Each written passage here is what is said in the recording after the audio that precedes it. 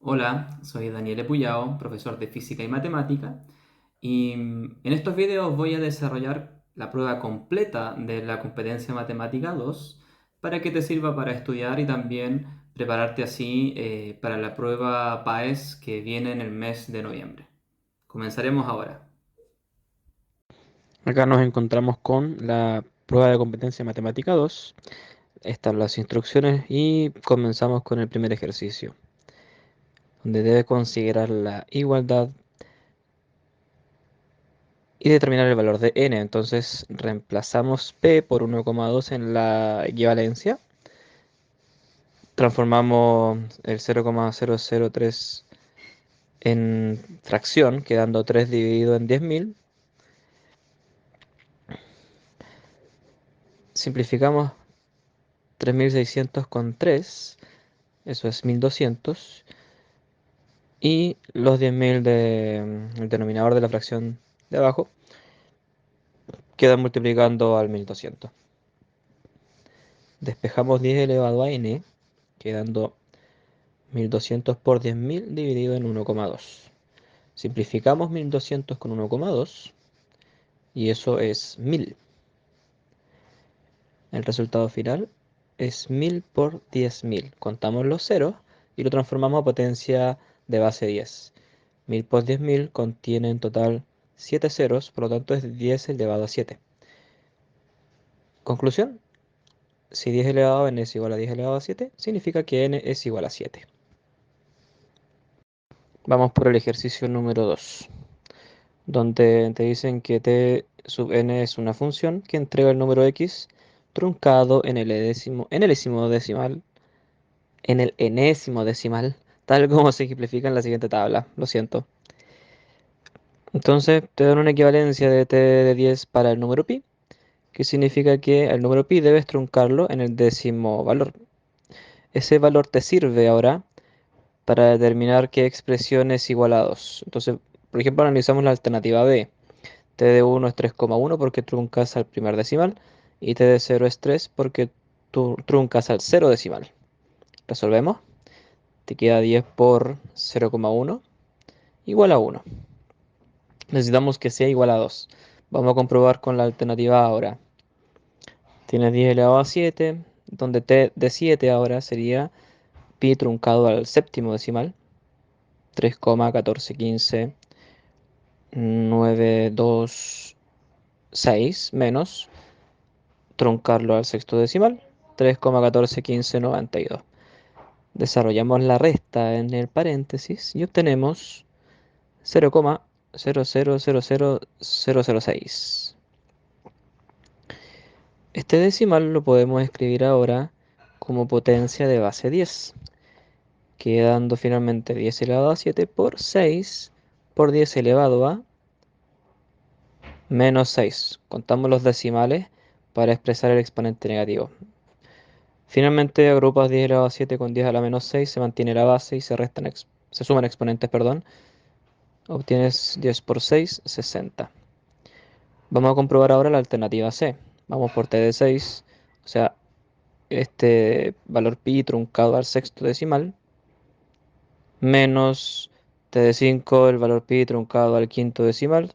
Hacemos el cálculo rápidamente, restamos y te queda 0,00002, que es 2 elevado a menos 6, porque son 6 decimales.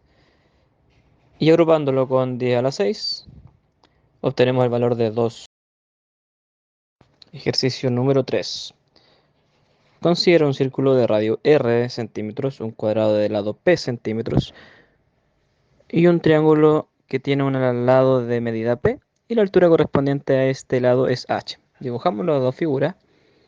Ahí marcamos el radio r para el círculo y el lado p para el cuadrado. Y nuestro triángulo de una base p y una altura respectiva h mayúscula. Entonces, si las áreas de estas figuras son iguales, ¿cuál de las siguientes relaciones es verdadera? Lo primero que vamos a hacer es determinar una expresión para el área de cada figura. Para el círculo, el área es pi por r cuadrado, que es esa expresión. Para el cuadrado, el área es p por p, lado por lado, que resulta en p cuadrado. Y para el triángulo es la base p por la altura h dividido en 2. Lo que habrá que hacer ahora es comparar para determinar qué medida es mayor o menor. Vamos a comparar sabiendo que tienen igual área, es decir, podemos igualar todas estas expresiones que están acá. Al igualarlas, podemos inferir lo siguiente. Por ejemplo, analizamos la primera equivalencia, donde p al cuadrado es equivalente a pi por r cuadrado, es decir, a r cuadrado hay que multiplicarle un valor para obtener p cuadrado. Por ende, p es mayor que r. De la segunda expresión, p cuadrado es igual a p por h dividido en 2. Esto nos permite simplificar una p de ambos lados, quedando p es igual a h medios. Es decir, p es menor que h, porque p es equivalente a la mitad de h. Por lo tanto, el mayor valor o la mayor medida será para h, luego para p y por último para r. La alternativa correcta es la E.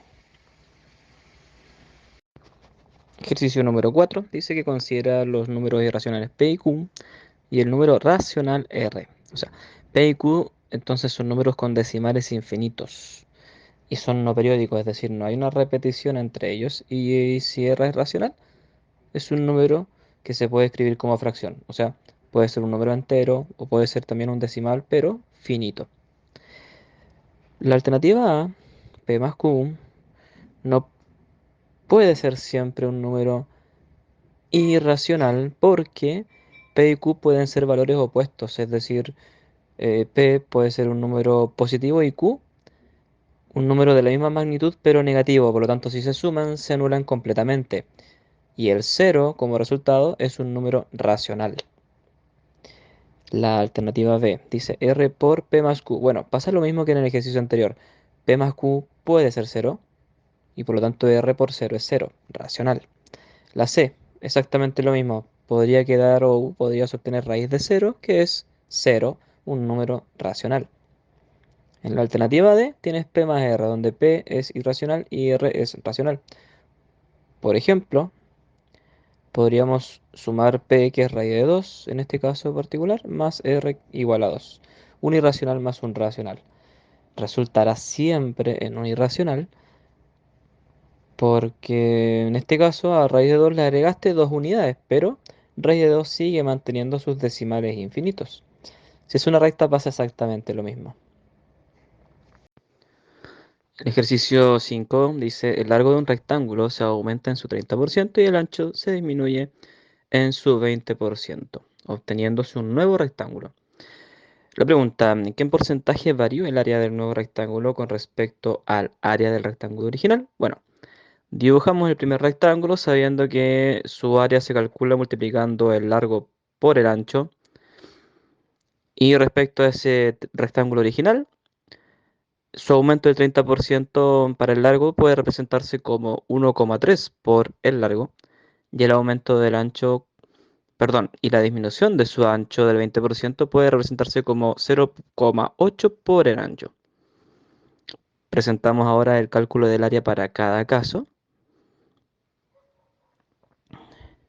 Resolvemos el producto de los factores numéricos para el área nueva del nuevo rectángulo y lo trabajamos como fracción. 0,8 es lo mismo que 8 décimos y 1,3 es lo mismo que 13 décimos. Al ponderar o multiplicar hacia el lado esta fracción, 8 por 13 obtenemos 104 y 10 por 10 es 100.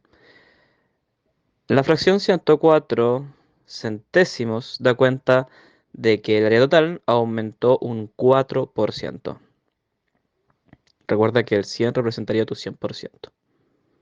Vamos al ejercicio 6. Dice, la media aritmética de 5 números es la raíz quinta del producto de los números. Entonces, ¿cuál es la media geométrica de los números a, 2a, 4a, 8a y 16a, sabiendo que a es mayor que 0?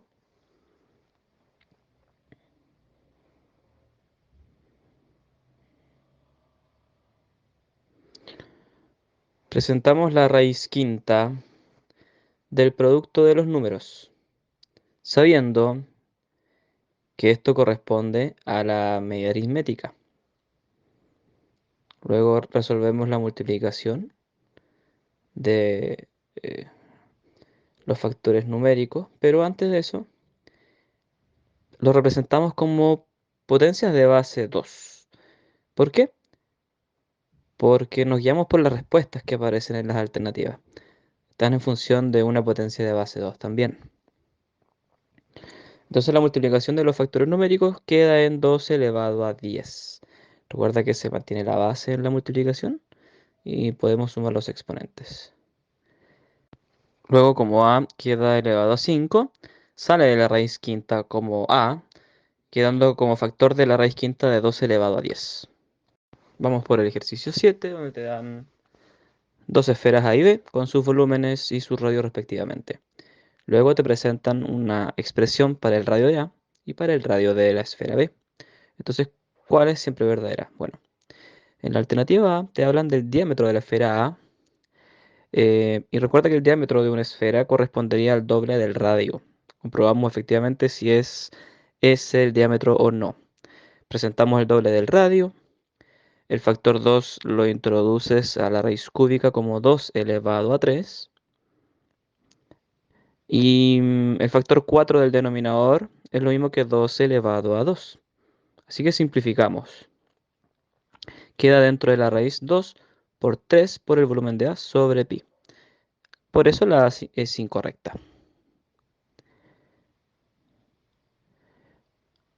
Analizamos la alternativa B, que dice que la suma de ambos radios es raíz cúbica de 3 sobre 4pi por el volumen de A más volumen de B. Pero en la suma no hay propiedad. Tengo dudas de que sea la B, la descartamos por momento. Analizamos la C, verifiquémosla. Dice que el cociente entre los radios de A y B es la raíz cúbica del volumen de A sobre el volumen de B. Lo comprobamos. Presentamos el radio de A con su expresión original y lo dividimos por el radio de B con su expresión original. Como tienen el mismo índice las raíces, los puedes agrupar por propiedad y te queda una raíz cúbica de la división de 3 sobre 4pi volumen de A y 3 sobre 4pi volumen de B. Se simplifica 3 sobre 4pi, quedando la raíz cúbica de volumen de A sobre volumen de B. La C es la respuesta. Ejercicio 8. Considera el número real positivo P. Entonces, ¿cuál de las siguientes expresiones equivale a raíz de 24p más 3 por raíz de 150p? Aquí, para agrupar, por ejemplo, podríamos descomponer el 24 y el 150. El 24 lo descomponemos en 6 por 4, por ejemplo. 150 en 25 por 6. Y anotamos que hay un factor común ahí, el 6. 4 sale de la raíz como 2, es de la primera expresión o el primer término. Y 25 sale de la raíz como 5 de la segunda raíz. La primera raíz queda en 2 raíz de 6p. Y el segundo término queda como 15 raíz de 6p. Como raíz de 6p se repite, es factor común, factorizamos. Te queda raíz de 6p factor de 2 más 15. 2 más 15 es 17. Y tenemos la respuesta. Es la alternativa D.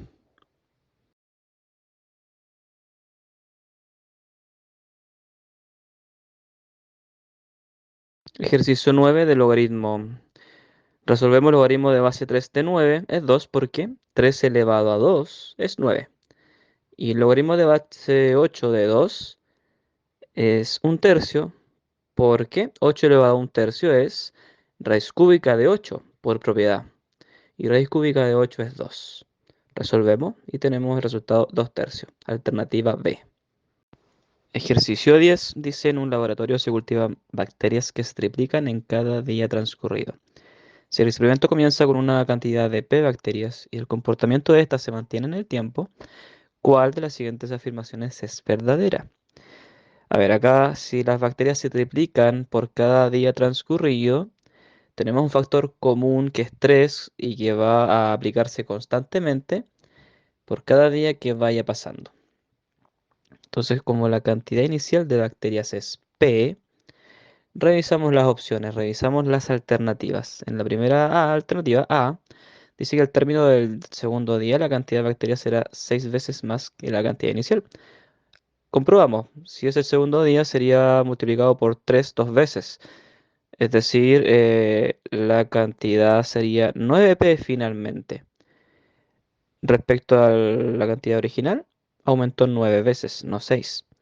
La opción B dice al término del tercer día la cantidad de bacterias aumenta en 27 unidades, pero hay que corregir esta opción, ¿ya? La respuesta no es la B porque no aumenta en 27 unidades, sino que al tercer día la cantidad aumenta 27 veces, que es distinto a decir en 27 unidades. Decir en 27 unidades significa que hay 27 bacterias más, no que la cantidad de bacterias se multiplicó por 27. Descartamos la B, vamos por la C y dice que la cantidad de bacterias al término del cuarto día sería de 81p, es decir, esta es nuestra respuesta correcta porque se multiplica por 3 4 veces. 3 elevado a 4 es 81. Continuamos con el ejercicio 11. Dice, P y B son números reales que cumplen la condición donde 0 es menor que P y P menor que B. Es decir, P y B son números positivos. O sea, podemos trabajar con ello en el logaritmo. ¿Cuál de las siguientes expresiones es igual al logaritmo de raíz cuadrada de b cuadrado menos p cuadrado? Bien, aplicamos propiedades para lograr equivalencias que podrían estar en las alternativas. La raíz cuadrada se puede escribir como potencia y queda la expresión de exponente un medio. Luego, por propiedad del logaritmo, el exponente un medio lo expresamos como factor de este, quedando un medio del logaritmo de b cuadrado menos p cuadrado. Luego, b cuadrado menos p cuadrado es una diferencia de cuadrados que se puede factorizar en b más p por b menos p. En el argumento entonces tenemos una multiplicación por propiedad del logaritmo, entonces podemos separarlo en dos partes, quedando logaritmo de b más p más logaritmo de b menos p. Esa es la propiedad para cuando en el argumento tenemos un producto. Se puede separar en una suma de logaritmos. Esta opción la podemos encontrar en la alternativa E. El ejercicio 12 indica el nivel de intensidad acústica medido en decibelios. Se puede calcular mediante la expresión 10 por logaritmo de I dividido en I sub 0, en la que I es la intensidad acústica en la escala lineal medida en watts sobre metro cuadrado. I sub 0 es la intensidad acústica más baja que puede percibir el oído humano, cuyo valor es de 10 elevado a menos 12. Si la conversación entre dos personas tiene una intensidad acústica en la escala lineal de 10 elevado a menos 7, ¿cuál es el nivel de intensidad acústica de esa conversación en decibeles? Bueno, ocupamos la fórmula donde la intensidad acústica será equivalente a 10 por el logaritmo de I, donde I es 10 elevado a menos 7, dividido en I sub 0, donde I sub 0 es 10 elevado a menos 12. Resolvemos por propiedad de la potencia la división de 10 a la menos 7 con 10 a la menos 12, mantenemos la base, restamos exponentes y por tanto nos queda 10 por logaritmo de 10 elevado a 5. Luego, logaritmo de 10 elevado a 5 de base 10 es 5. Por último nos queda 10 por 5, 50. Alternativa B de Barco. Ejercicio 13. Dice, si el logaritmo de base m de p es 3, ¿cuál es el valor del logaritmo de base p de m por p al cuadrado? Bueno, ocupamos esa equivalencia y expresamos que m elevado a 3 será igual a p.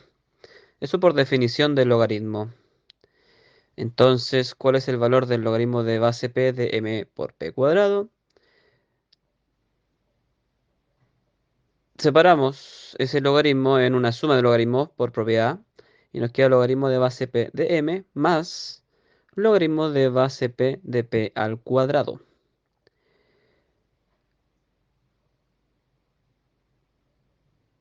P es igual a m al cubo, así que reemplazo la base p por una base m elevado a 3.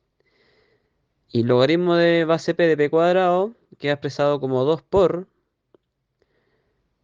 logaritmo de base p de p. Finalmente ese logaritmo es igual a 2.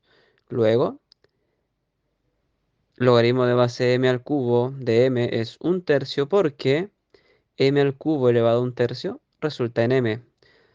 Así que nuestra respuesta será 1/3, que es el resultado del primer logaritmo, más 2, el resultado del segundo logaritmo.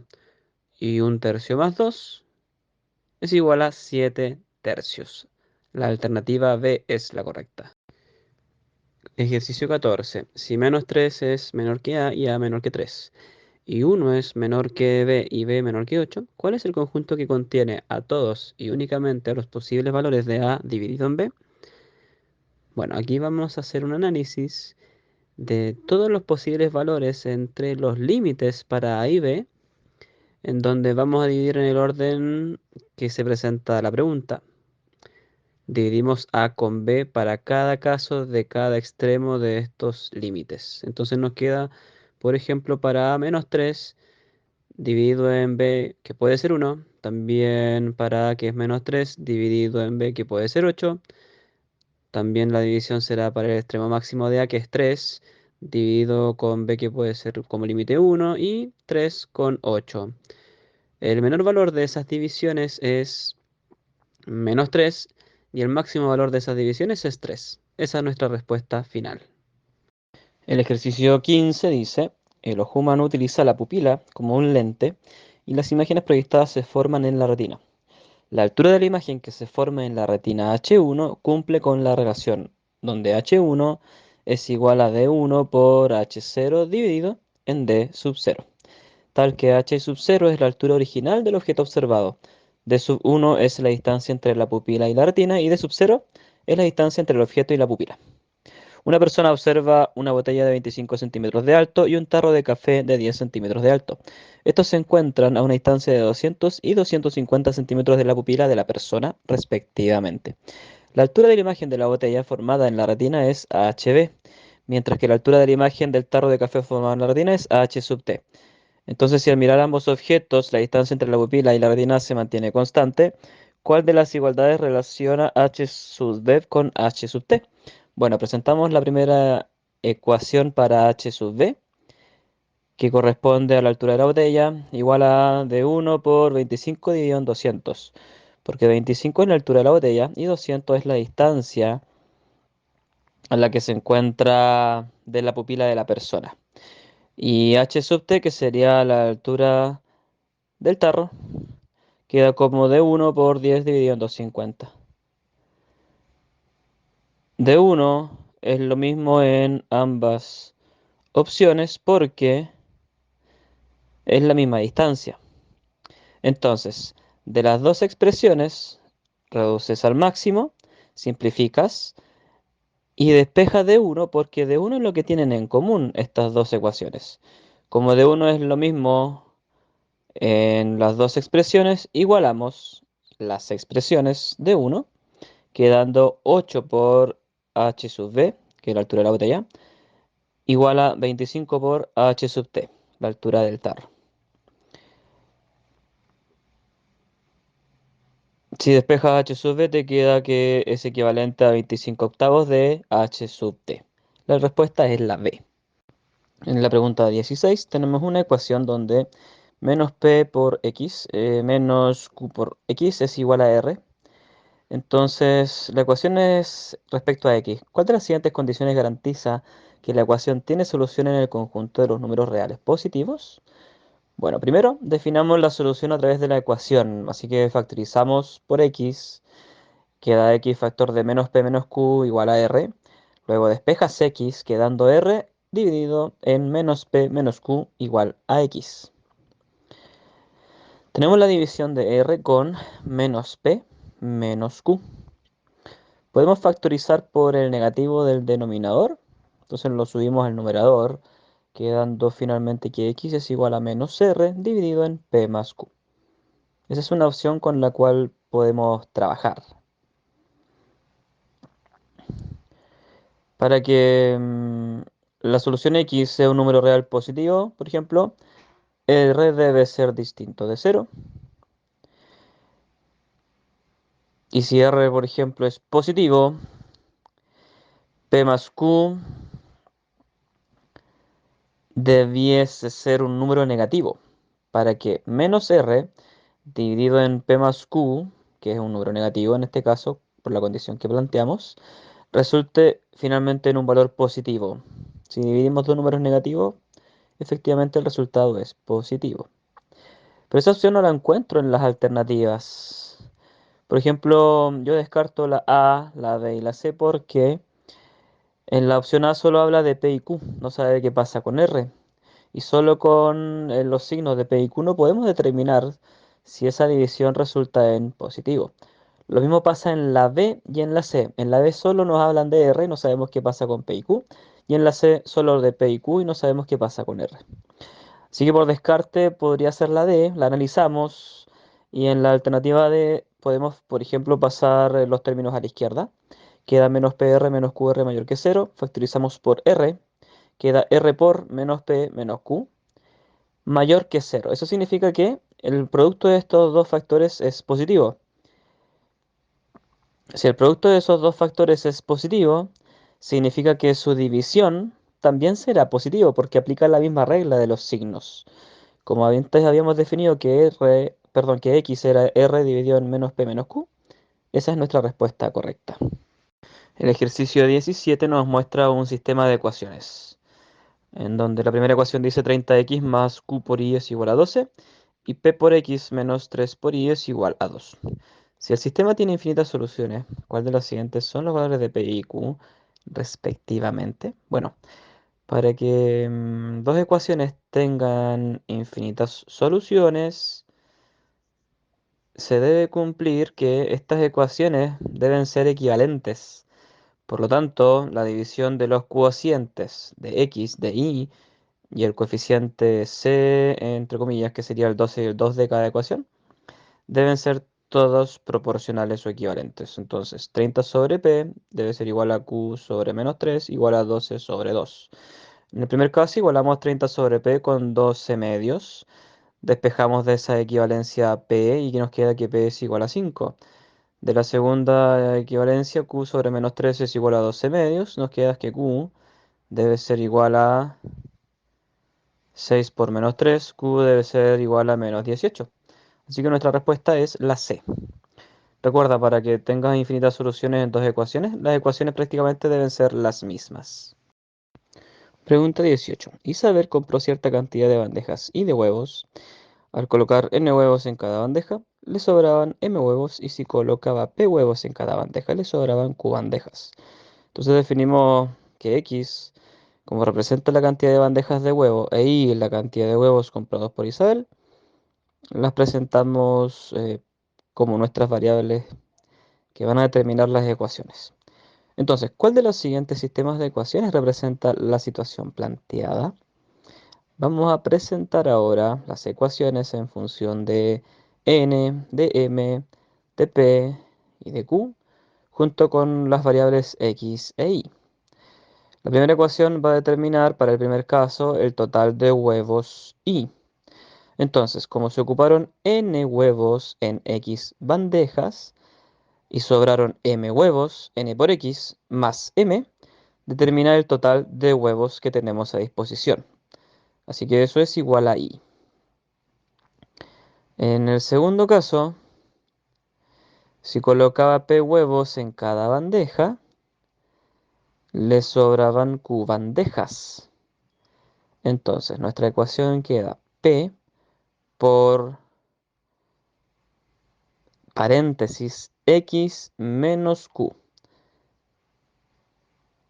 donde x menos q representa el total de bandejas utilizadas.